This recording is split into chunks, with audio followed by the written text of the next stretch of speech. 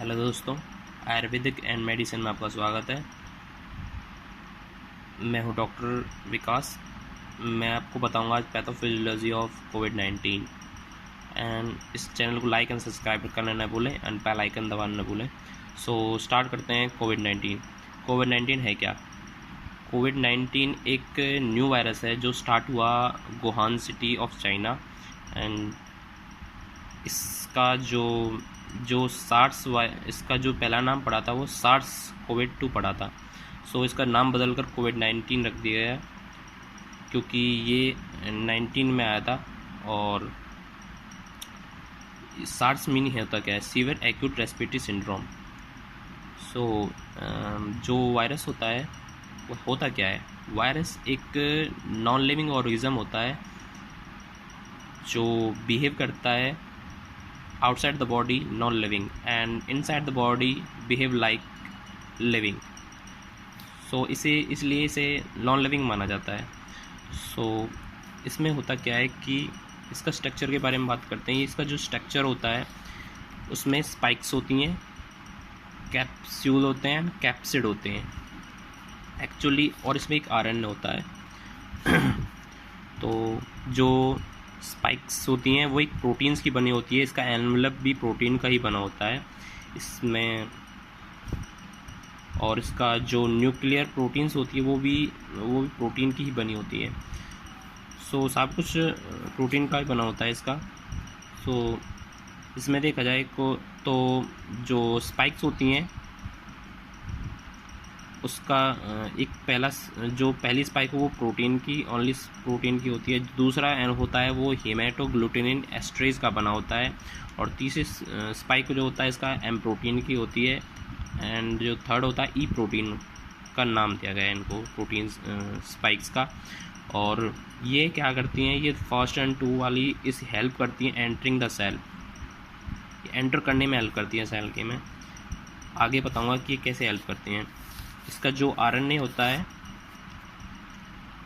वो single standard RNA होता है एंड पॉजिटिव स्ट्रेन होता है इसका। जो ये वायरस का डीएनए ये कैसे म्यूटेट हुआ? इसका जो बैट वायरस था पुराना कोविड सार्स वायरस, उसमें म्यूटेशन वो उसका जो जेनेटिक मटेरियल बनकर जो इंटरमीडिएट होस्ट है, जो होस्ट है नया, उससे मिलकर एक नया वायरस बना जिसे हम कोविड-19 बोलते हैं। होस्ट जैसे ह्यूमन हो गया, कुछ और ऑर्गेनिज्म हो गए लाइक। ये ट्रांसफ़र होता है, ये बैट टू ह्यूमन ट्रांसफ़र हुआ। ये स्टार्ट कर ये वायरस रहता कितने दिन तक है? ये एक मेटल पर एल्युमिनियम मेटल पर 8 और रहता है, कार्डबोर्ड पर 24 होता है, एंड प्लास्टिक पर ये सबसे ज़्यादा रहता है क्योंकि ये 3 दिन रहता है प्लास्टिक पर। और ये ट्रांसफ़र कैसे होता है? ट्रांसफ़र ये ओरल के थ्रू हो सकता है, बॉडी में नोज़ के थ्रू हो सकता है, आई के थ्रू हो सकता है, ईयर के थ्रू हो सकता है, रिसर्च के थ्रू यही बताया गया अभी तक। ये फैलता किसकी वजह से? स्नीजिंग के थ्रू, किसी के टच के थ्रू एंटर कर सकता है, या हम हाथ लगाते हैं आंखों को, नोज़ को, ये उसकी तरह एंटर कर सकता है। ये बॉडी में जाकर करता क्या है? अब ये इसको स्टार्ट करते हैं पैथोफिजियोलॉजी।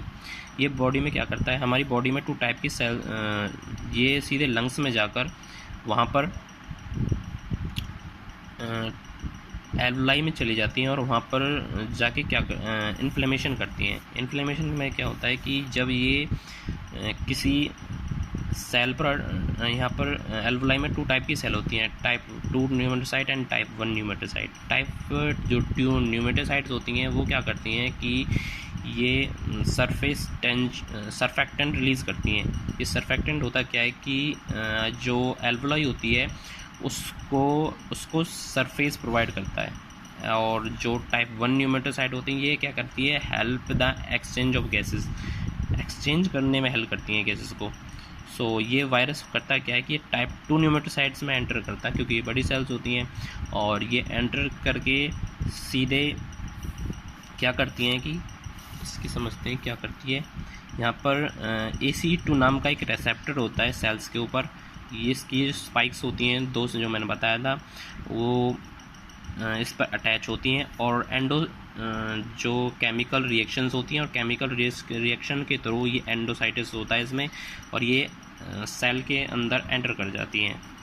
और जो ये एंटर करके ये सीधे राइबोसोम के साथ मिलती हैं। और राइबोसोम करता क्या है कि by the helping of RNA dependent RNA polymerase जो एंजाइम होता है, इसके थ्रू एक न्यू RNA बनाता है।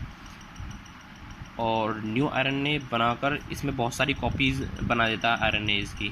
और यही क्या करता है कि इसके थ्रू ये कन्वर्ट कर देता है जो भी मटेरियल होता है सेल में, उसको कैप्सिड एंड कैप्सूल के रूप में ये उसी सेल के मटेरियल को कन्वर्ट कर देता है और एक न्यू वायरस बनाता है। दोनों मिलकर एक न्यू वायरस बनाते हैं, फिर से वही कोविड-19।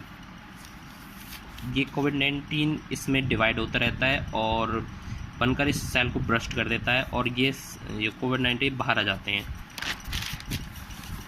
वायरस होता है जो बाहर आ जाता है। सो इसमें होता क्या है कि जब ये बाहर आता है तो साइटोकाइनिन रिलीज़ होता है। ये साइटोकाइनिन के थ्रू एक इंटरफेरॉन्स भी रिलीज़ होते हैं, उसके साथ इंटरफेरॉन्स और साइटोकाइनिन रिलीज। जो साइटोकाइनिन होता है उसमें मैक्रोफेज भी रिलीज़ होता है। मैक्रोफेज क्या करता है कि कुछ केमिकल्स रिलीज़ करता है वो भी। ये केमिकल्स होते हैं interleukin 1, interleukin 6 and interleukin and TNF alpha. ये क्या करते हैं कि हमारे वॉल के थ्रू कैपिलरीज में एंटर करते हैं और कैपिलरीज में क्या करते हैं कि ये एंडोथेलियम्स जो सेल की जो वॉल होती है वो डायलेट कर देता है उसको। और डायलेट करने के बाद जो उनकी परमेबिलिटी है उनको बढ़ा देता है।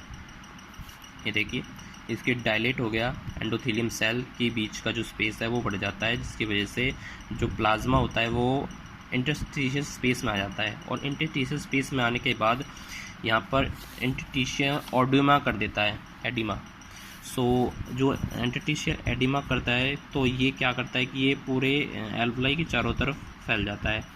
So accumulation of fluid outside the alveoli and is called interstitial oedema. ये क्या करता है कि जो फ्लूइड होता है ये कंप्रेस करने लगता है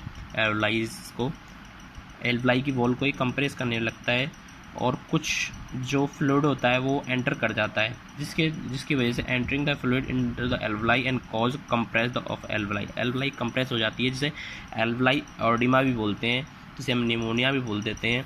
और इसमें होता क्या है कि डिक्रीज द सर्फेक्टेंट, जो टाइप 2 की जो सर्फेक्टेंट बनाते हैं वो डिक्रीज़ हो जाता है क्योंकि वो सेल डिस्ट्रॉय हो जाती हैं due to increase the surface tension, और टेंशन बढ़ जाता है उस पर वॉल पर। In capillaries of alveoli collapsing of alveoli जो होती हैं कोलैप्स करने लगती हैं और cause impaired proper supply of O2, और जो ऑक्सीजन जो सप्लाई होता है वो बिगड़ जाता है, जिसकी वजह से हाइपोक्सिया होता है और जिसकी वजह से पेशेंट को डिफ़िकल्टी होती है ब्रीथिंग में।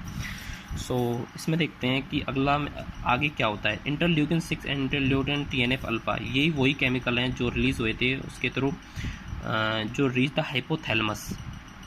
ये हाइपोथैलेमस तक पहुंचते हैं ब्लड के थ्रू, और वहाँ पर हाइपोथैलेमस क्या करता है, इंक्रीज द टेम्परेचर को बढ़ा देता है और फीवर बनाता है जो हम बुखार आता है पेशेंट को। सो और यहाँ पर देखते हैं क्या इंटरल्यूकिन टाइप 1 सेल जो होती हैं वो डिक्रीज़ हो जाती हैं, जो ऑक्सीजन में हेल्प करती हैं। इसमें क्या होता है कि ऑक्सीजन एक्सचेंजिंग डिक्रीज़ हो जाता है, जिसकी वजह से हाइपोक्सिया एक टर्म होती है, जिसे हम इस exchange oxygen is called hypoxia, जिसकी वजह से शॉर्टनेस ऑफ ब्रेथ जो ब्रीथिंग में बहुत शॉर्टनेस होती है। सो यहाँ पर एक टाइप 2 सेल्स होती हैं, इसमें ये क्या होती हैं कि ये इसमें सरफेक्टेंट डिक्रीज हो जाता है, जिसकी वजह से एल्वलाई कोलैप्स कर जाती है, जिसकी वजह से हाइपोक्सिया हो जाता है। इसकी वजह इसके थ्रू भी शॉर्टनेस ऑफ ब्रेथ होता है।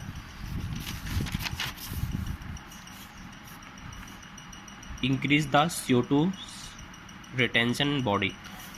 अगर एक्सचेंज ही नहीं हो पाएगा तो CO2 रिटेंशन हो लेगा, जिसकी वजह से एसिडोसिस हो जाता है बॉडी में, और cause acidosis and due to break down of protein, और जिसकी वजह से प्रोटीन्स भी टूटने लगती हैं।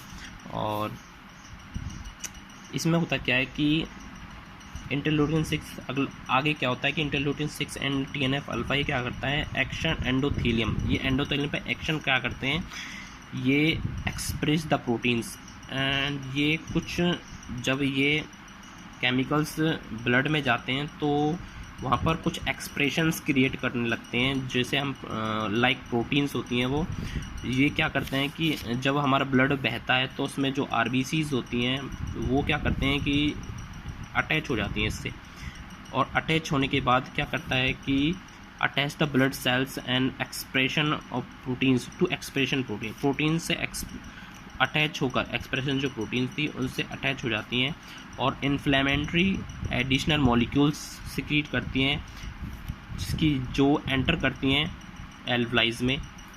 वहाँ पर क्या होता है कि जो TNF अल्फा है और इंटरल्यूकिन 6 वो ये सब मिलकर क्या करते हैं कि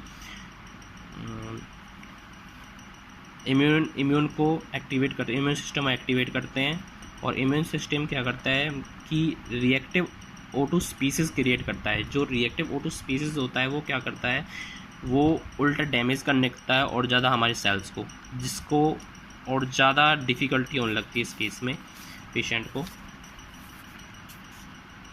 इसमें न्यूट्रोफिल्स होते हैं ये, और आगे देखते हैं इस केस में होता क्या है। ये एल्वुलाई है,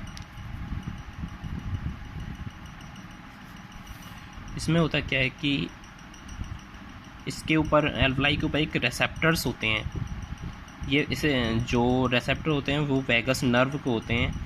ये क्या करते हैं कि जब साइटोकाइनिन एंड रिसेप्टर्स या साइटोकाइनिन रिलीज़ होते हैं या वायरस जो होता है वो अटैक करता है, और जो रिएक्टिव O2 स्पीसीज़ होते हैं वो सब मिलकर क्या करते हैं कि एक केमिकल रिलीज़ होता है वहाँ पर ल्यूकोट्राइन एंड प्रोस्टाग्लैंडिन। ये क्या करता है कि ये रिसेप्टर तक पहुंचता है, और रिसेप्टर तक पहुंचने के बाद वहां पर सिग्नल रिलीज होता है, जिसकी वजह जो CNS होता है, क्रेनियल नर्व जो 10 है वो एक्टिवेट होती है, और वहां पर कफ रिलीज होता है वहां पर। और यही केमिकल्स जब act on bronchial smooth muscle, जब ब्रोंकियल स्मूथ मसल पर एक्ट करती हैं तो क्या करती हैं, कॉन्स्ट्रिक्शन ऑफ ब्रोंकियोल्स, ये कॉन्स्ट्रिक्शन कर देती हैं ब्रोंकियोल्स का, मतलब कि जो ब्रोंकियोल्स होता है कॉन्स्ट्रिक्ट हो जाता है, और जिसकी वजह से हाइपोक्सिया होता है। जो साइटोकाइनिन, अगला केस क्या होता है कि जब आगे कॉम्प्लिकेशन में जो साइटोकाइनिन क्या होता है, तो जो साइटोकाइनिन होता है इंक्रीज द प्रोकोगुलेशन। जो ब्लड में जब ये केमिकल्स बहते हैं तो क्या करते हैं, प्रोकोगुलेशन कर देते हैं, हमारी जो कोगुलेशन जो होता है वो एक्टिवेट हो जाता है, और जिसकी वजह से एम्बोलिज्म होता है। मीन वहाँ पर जो कोगुलेशन होने लगता है वहाँ पर उस एरिया में एम्बोलिज्म होने लगता है, और जिसकी वजह से हार्ट अटैक जैसी बीमारी आदि होने लगती हैं। ये हमारे जब नोज़ में पहुंचता है तो ये क्या करता है, ऑल्फैक्टरी सेल्स होती हैं और डिसेंट्री सेल्स होती हैं, वहाँ पर इन्फ्लेमेशन होता है, जिसकी वजह से हमें स्मेल होता है, लैस ऑफ टेस्ट होता है। इट एक्ट ऑन फेरिंग्स, ये जब फेरिंग्स पर करता है तो फेरिंजाइटिस होने लगती है हमें।